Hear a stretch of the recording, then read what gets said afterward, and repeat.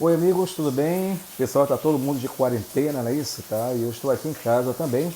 Eu vou dar minha contribuição aqui para vocês, né? A questão hoje em dia para o pessoal das séries iniciais, nossos colegas, nossos alunos que estão lá com a gente lá também no cursinho, no Supremo, não é isso? Lá das séries iniciais, a nossa contribuição aqui para que você possa ter até já ir começando a adiantar, né, os seus estudos aí da parte específica, tá bom? Bem, gente, a gente trouxe, inclusive, trouxe uma cola aqui, esse rascunho está maravilhoso, olha, tem um rascunho aqui maravilhoso para vocês, a gente fez uma super cola, ok? E detalhe importante, tá? Isso aqui a gente depois vai escanear e vai mandar para vocês via grupão, nosso grupo do grupo VIP, aí da Educação aos Jovens e Adultos, séries iniciais, tá bom? E a gente vai passar todo esse material que a gente tem aqui, esse resumo desse supra-sumo do essencial, tá bom? Se preocupe aí, como nós estamos fazendo aqui, bem caseiro, sem estúdio, sem nada, o que é importante é o conteúdo, tá bom? E a gente está aí, tá vendo o barulho da chuva, tá chovendo, são aproximadamente, eu acho que umas 2 horas da tarde, 2 horas, ok? Eu estou mandando esse vídeo para vocês aí no nosso canal do YouTube. Lembre-se, dá um likezinho aí pra gente, tá bom? Inscreva-se no canal, tem muita informação legal para vocês a partir de hoje, os vídeos da quarentena, tá bom? Bem, então a gente começa o seguinte, gente. A nossa Diretriz Curricular Nacional de Educação de Jovens e Adultos, DCENS, da EJA, okay, ela separa 3 funções importantes, que essas funções são altamente significativas para uma prova. Tá? Já caiu bastante, muitas vezes as pessoas erram. Então, vejam bem, as funções da educação de jovens e adultos é a função reparadora, equalizadora, ok? E qualificadora. Lembra-se disso, tá, gente? Importantíssimo. A função reparadora é a incumbência, é aí nessa parte que realmente as pessoas erram. A função reparadora, já diz, fazer reparação. Reparação dessa realidade. Que realidade, gente? Educação para os negros, para os índios, a entrada no circuito do direito civil, ok? Pela restauração do direito, né? Isso, a restauração do direito negado ao longo desse tempo. Então, a educação de jovens adultos, ela vem realmente colocar no circuito a educação como direito social a todo cidadão brasileiro, é isso? Os índios e os negros. Então, essa é a função reparadora. Segunda, equalizadora. A função equalizadora é dar cobertura, aos trabalhadores, sejam vigias, empregada doméstica, aquelas pessoas que saíram por alguma situação, né, saíram da educação de jovens adultos, saíram da turma regular, das turmas normais e por algum motivo não conseguiram voltar. Então, a educação de jovens adultos ele coloca essa reentrada, tá bom? Essa reentrada para aquelas pessoas que, de alguma forma, forçado, interromperam a conclusão do ensino fundamental ou então do ensino médio, okay? Que nós chamamos de evasão, da evasão escolar, ok? E a função qualificadora, a função qualificadora, ou também chamada de permanente, tá bom? Propiciar a todos a atualização do conhecimento por toda a vida, em quadros escolares e não escolares, a todo tempo proporcionando da educação formal e não informal, a questão hoje da atualização do profissional, dos jovens adultos, dos idosos e dos profissionais aos novos conhecimentos que assim estão sendo reorganizados a todo momento, às novas demandas sociais, aos novos conhecimentos que são produzidos, não é isso? Tá? Então, função reparadora, okay? Equalizadora e a função qualificadora. Não esquece disso aí, tá bom? Aí eu trago assim, por exemplo, lá na nossa resolução 01, que é do Diretrizes Curriculares Nacional da Educação de Jovens Adultos.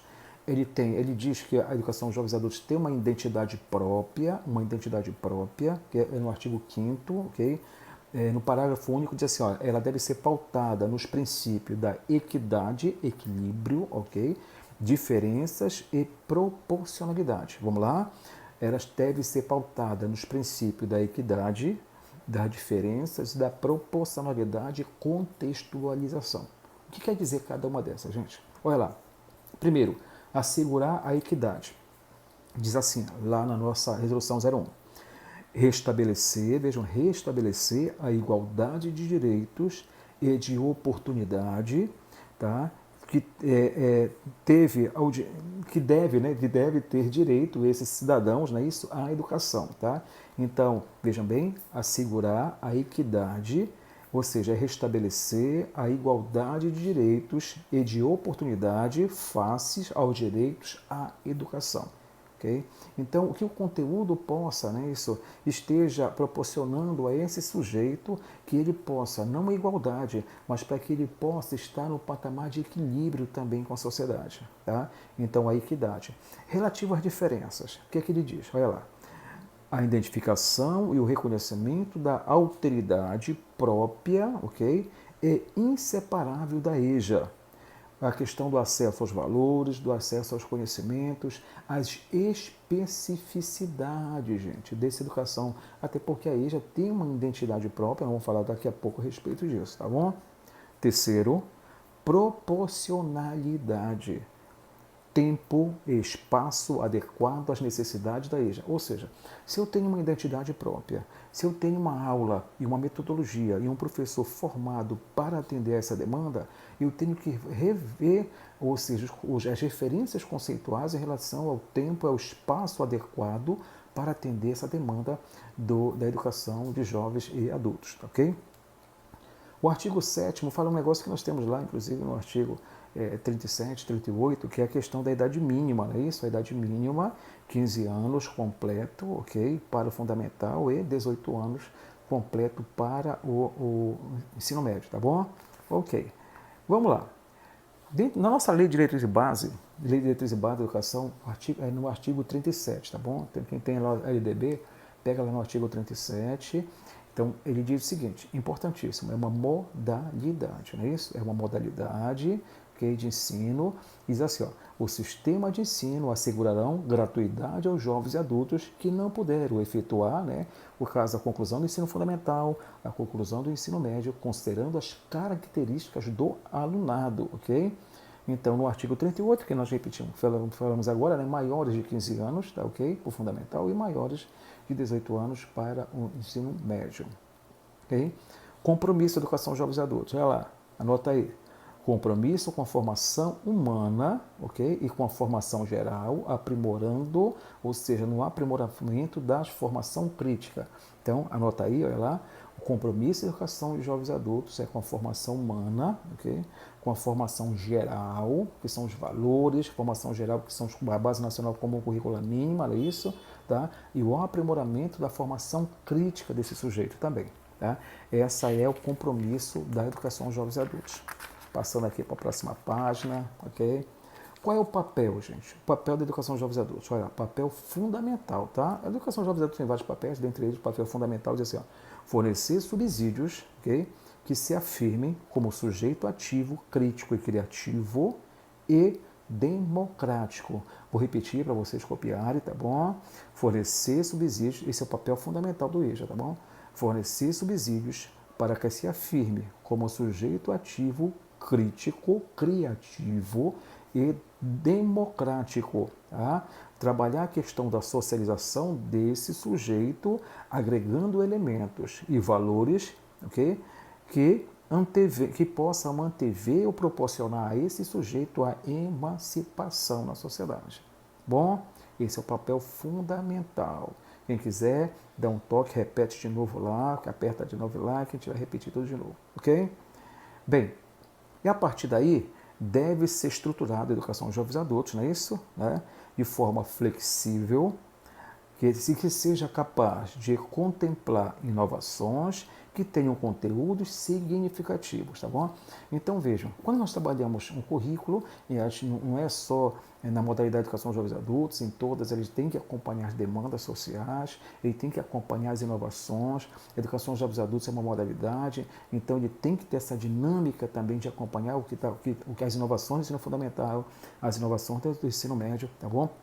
Sejam elas inovações de metodologias de práticas docentes, sejam elas inovações tecnológicas também, tem que estar envolvido nisso aí, tá?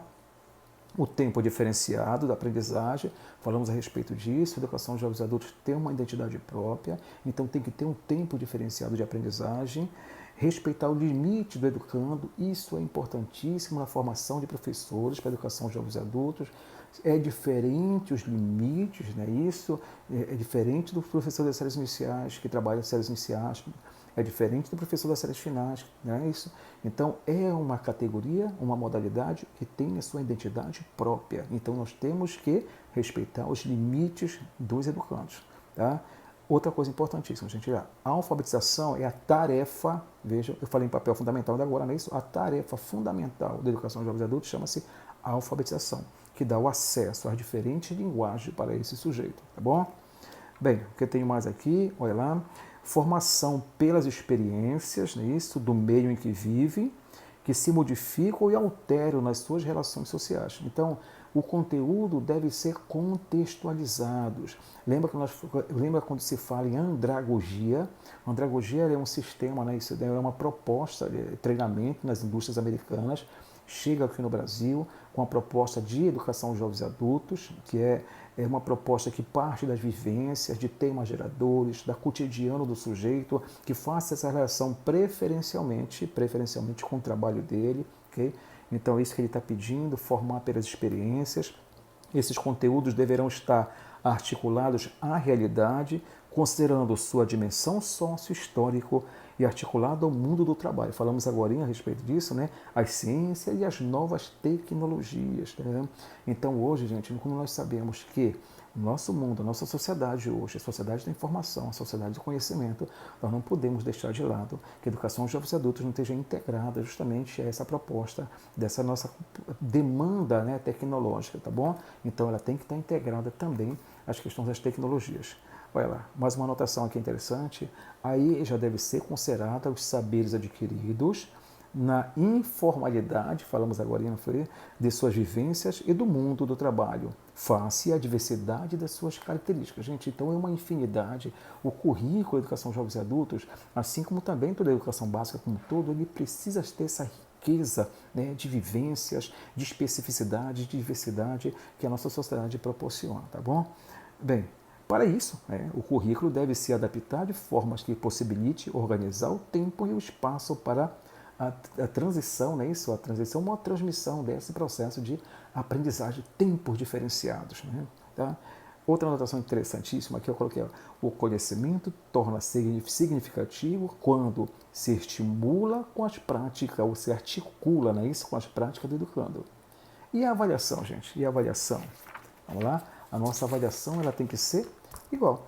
Se você vê lá a nossa avaliação, lá no artigo 24, não é isso? Inciso 5º, a linha A, diz que a avaliação ela é contínua, né, e cumulativa, com a prevalência do qualitativo sobre o quantitativo, e a nossa resolução 07 ela fala que ela também precisa ter um caráter diagnóstico, ter um caráter participativo, ter um caráter processual, e é importante que o professor possa, né, possibilitar essa avaliação, não uma avaliação punitiva, mas uma avaliação emancipadora, uma avaliação processual, uma avaliação libertadora.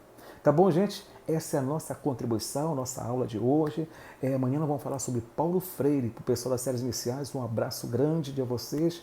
Boas quarentena, fiquem em casa. Aqui daqui eu estou mandando a informação para vocês, tá bom? Um abraço a todos.